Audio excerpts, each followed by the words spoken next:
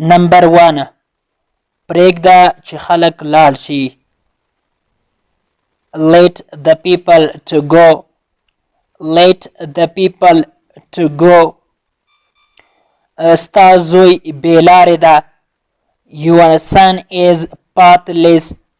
Your son is pathless. ما ته یوه کوټه یا اتاق په کرایه ونیسه. Rent a room for me. Rent a room for me. دا زما په ژوند کې یو خنډ ده. It is an obstacle in my life. It is an obstacle in my life. هغه مه خبروه. Don't aware him. Don't aware him. هغه یو سپینګری سړی ده. He is white bearded man. He is white bearded man. خپل فکر دې بدل کړه. Please change your mind. Please change your mind. هغه دلته راوله. Please get him here. Please get him here. دوی په چیغه راغلله یعنی یو ځای راغلل. They came by gang. They came by gang. gang معنا چیغه یو ځای چې راځي. دوی په چیغه راغلله. هغه ډېر فضول انسان ده. He is very jabber man. He is very jabber man. هغه په لیونتون کې ده. He is in mad house. He is in mad house. mad house ویل کېږي لیونتون. چیرته چې لیونیان ساتل کېږي هغې ځای ته mad house ویل کېږي په انګلیسي کې. ډېر زیات مه ګرځه.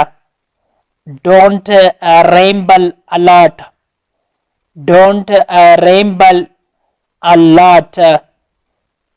ramble مطلب دی ګرځېدله. lot معنا ډېر زیاته. برېتونه دې مه تاووه. Don't twirl your mustaches. Don't twirl your mustaches. twirl ویل کېږي تاووله. mustaches معنا برېتونه. بد عادتونه پرېږده.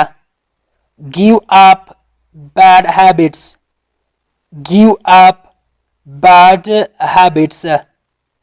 give up مطلب دی پرېښودله. اور مړ ده. The fire is up. The fire is up. هغه فقط غورې کوي. He is just bragging. He is just bragging. زه زیات غوټ نه یم. I am not very fat. I am not very fat. د فات مقصد دی غوټ یا لویه. هیڅکله موقع له لاسه مه ورکوه. Never miss a chance. Never miss a chance. miss معنا پرېښودل یا لاسه ورکول. a chance مطلب دی موقع یا فرصت. هغه به خپل کار کوي. He will carry his own. He will carry his own. ما تللو ته مه مجبروه، یعنی په ما باندې دومره فشار مه راوړه چې لاړ شمه یا ډېر مې مه تکلیفوه. Don't make me to go. Don't make me to go. هغه د یو ښه زړه خاوند ده. He is very good-hearted man. He is very good-hearted man.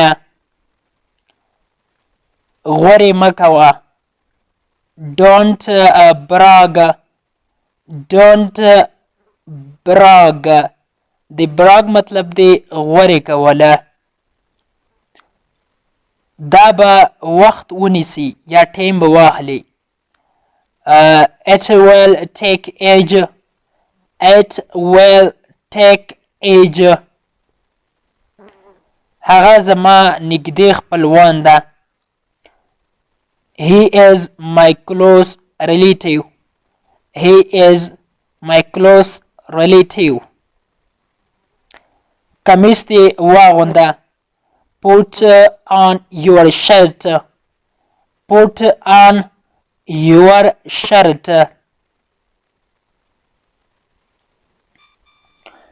عمر دې ډېر شه. May you live long.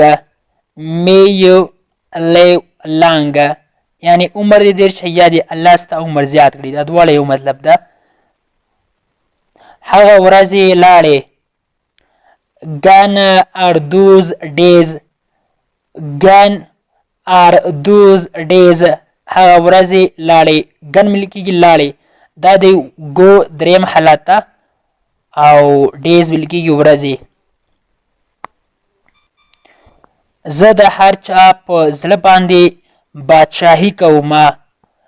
I rule on everyone's heart. I rule on everyone's heart. هغه ډیره بده یا خراب مفکوره لري یا فکر لري. He has very bad concept. He has very bad concept.